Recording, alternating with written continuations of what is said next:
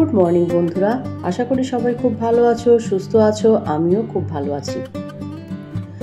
নতুন একটা ভিডিওতে তোমাদের সবাইকে স্বাগত জানিয়ে আজকের দিনটা শুরু করলাম। দিন শুরু মানেই, সকাল শুরু মানেই চা দিয়েই সকালটা শুরু হয়। চা করে নিলাম, ছেলেদেরকে স্কুলে পাঠিয়ে দিয়েছি। উঠেছি তো অনেক সকালে, বাইরের সমস্ত কাজ গুছিয়ে নিয়েছি। এখন ঘরে এসে ফ্রেশ হয়ে একটু চা নিয়ে বসলাম। বাইরের কাজ মানে অনেক কাজ থাকে, সেগুলো তো সবসময় তোমাদের সামনে আর দেখানো যায় না। একটা সংসারে একার হাতে কাজ করতে গেলে অনেকটা সময় নিয়ে কাজ করতে হয়। চা খাওয়া হয়ে গেছে, চা খেয়ে নিয়ে বাসনগুলো মেজে নিচ্ছি। ওই যে বললাম, একার হাতে কাজ করা, কোনো কাজ ফেলে রাখা যায় না। যে কাজটাই পড়ে থাকবে পরের দিন আবার সেই কাজের চাপটা বেড়ে যাবে। এদিকে গ্যাসটাও মুছে নিচ্ছি। গতকাল রাত্রে আমি আর ভালো করে রান্নাঘর পরিষ্কার করিনি, মানে কোনো রকম মুছেই চলে গেছিলাম। আর রান্নাঘর যদি পরিষ্কার না থাকে দেখতে ভালোই লাগে না, কারণ আমাদের মেয়েদের রান্নাঘরটাই সব থেকে প্রিয় জায়গা। আর অনেকটা সময় কিন্তু আমরা রান্নাঘরেই কাটাই। ঘুম থেকে উঠে যদি দেখি রান্নাঘর অগোছালো হচ্ছে, মনটা একটুও ভালো লাগে না। কিন্তু সুন্দর পরিপাটি করে সাজিয়ে গুছিয়ে রাখলে দেখতেও ভালো লাগে।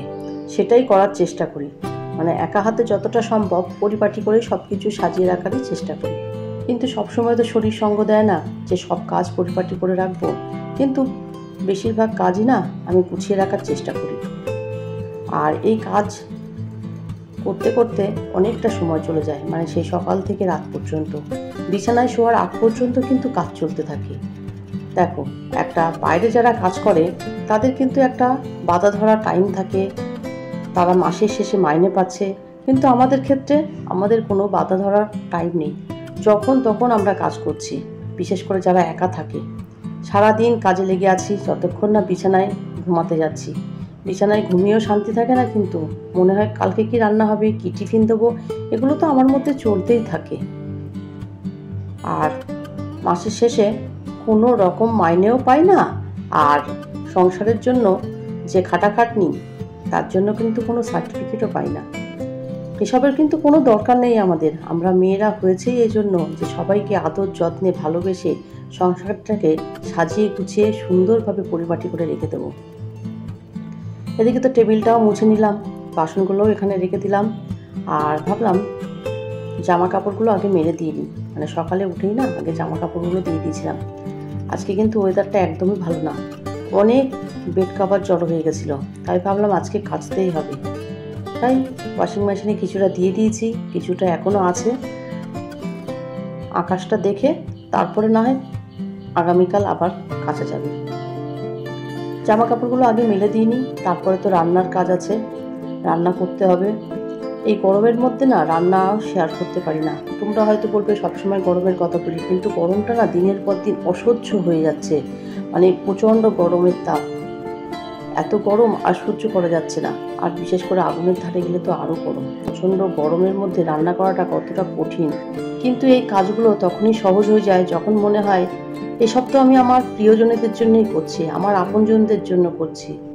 আসলে সংসার হচ্ছে এমন একটা মায়াজাল, সেখান থেকে ছিঁড়ে বেরোনো কিন্তু খুবই কঠিন। যতই দুঃখ কষ্ট যন্ত্রণা থাকুক না কেন, বুকের মধ্যে সেগুলো জমিয়ে রেখে আমরা এই সংসার নামক মায়াজাল থেকে কখনোই বেরিয়ে যেতে পারি না। অনেক কথা বললাম, এবার একটু অন্য প্রসঙ্গে চলে আসি। সারাটা দিন এই সংসার করার পর বাচ্চা সামলে নিজেকেও সময় দিতে পারি না, কিন্তু তারপরেও তোমাদের সামনে একটা নিত্য নতুন ভিডিও তুলে ধরার চেষ্টা করি। তো আমার ডেলি ব্লগ, তাই আমি সারা দিনের কাজকর্ম তোমাদের সঙ্গে শেয়ার করি। কিন্তু তোমরা যদি নতুনত্ব কোনো ভিডিও দেখতে চাও, কী ধরনের ভিডিও দেখতে চাও, সেগুলো যদি আমাকে কমেন্ট করে জানাও, তাহলে আমার পক্ষেও ভিডিও দিতে সুবিধা হবে, ভিডিও বানাতেও সুবিধা হবে। আজ আমি কয়েকজন আপু আর কয়েকটা দিদিভাইয়ের নাম তোমাদের সামনে উল্লেখ করব, যারা নিয়মিত আমার ভিডিওগুলো দেখে। সবার প্রথমে বলবো বাংলাদেশ থেকে আখিমণি আপু। প্রত্যেক দিন আমার ভিডিও দেখেন, আমাকে কমেন্ট করেন, ভালো লাগে ওনার কমেন্টগুলো। এরপর চলে আসবো সৌমিস কিচেন আর সিয়ামস মম কিচেন। এই দিদিভাইরা আমার ভিডিওর ডেলি দেখেন আর প্রত্যেক দিন আমাকে কিছু না কিছু কমেন্ট করতেই থাকে, খুব ভালো লাগে। তারপর আসবো রোজিস ডেলি ডায়েরি। রোজি দিদিভাইও আমাকে অনেক অনেক কমেন্ট করে। বিশেষ করে গতকালকের একটা ভিডিওতে যে কমেন্টটা করেছিল যে দিদিভাই, তার নামটা বলি, সবার আগে তার ব্লগের নাম বলি, খাওয়া দাওয়া ব্লগ। এই দিদিভাই আমাকে কমেন্ট করেছেন এই পুরো কাজ, তার সাথে এই editing, too much hard work, দারুণ লাগলো। থ্যাংক ইউ দিদিভাই, তুমি যে আমার কাজের মূল্য আর আমার পরিশ্রমটাকে গুরুত্ব দিয়েছো, এর জন্য তোমাকে অসংখ্য অসংখ্য ধন্যবাদ। তোমরা সবাই ভালো থেকো আর আমাকে এইভাবে সাপোর্ট করো, আমাকে কমেন্ট করো, আমার পাশে থাকো আর অনেক অনেক ভালোবাসা দিয়ে যাও। আর তোমাদের ভালোবাসা ছাড়া আমি কোনো কাজের উৎসাহ পাই না। আর তোমরা যে যেখান থেকে আজ আমার এই ভিডিওটা দেখছো, প্লিজ আমাকে একটা করে লাইক আর সাবস্ক্রাইব করে আমার পাশে থাকো। এবার আমি আমার ভিডিওতে ফিরে আসি। তোমরা দেখতেই পেলে সন্ধেবেলা ছেলেদেরকে খাইয়ে দিয়েছি, ওরা পড়তে বসে গেছে। আর এখন তো রাত হয়ে গেছে, ডিনার বানাতে চলে এলাম। আজকে ডিনারে থাকবে রুটি আর আলুর তরকারি, আর সঙ্গে তো আম আছেই। এখন তো আমের সিজন, বুঝতেই পারছো, সকাল দুপুর রাত আম আছেই। আমও কেটে নিয়েছি। এই হলো আজকে আমাদের ডিনার। এবার ডিনারটা করে নেব। সবাই খেয়ে নিয়েছে, রায়ানও ঘুমিয়ে পড়েছে, এবার আমি একা একা খাবো। আজ তাহলে এই পর্যন্ত। আমার ভিডিওটা যদি তোমাদের ভালো লেগে থাকে, please like, comment, share and subscribe করো। সবাই খুব ভালো থেকো, সুস্থ থেকো। দেখা হবে অন্য কোনো নতুন ভিডিও নিয়ে। Good night.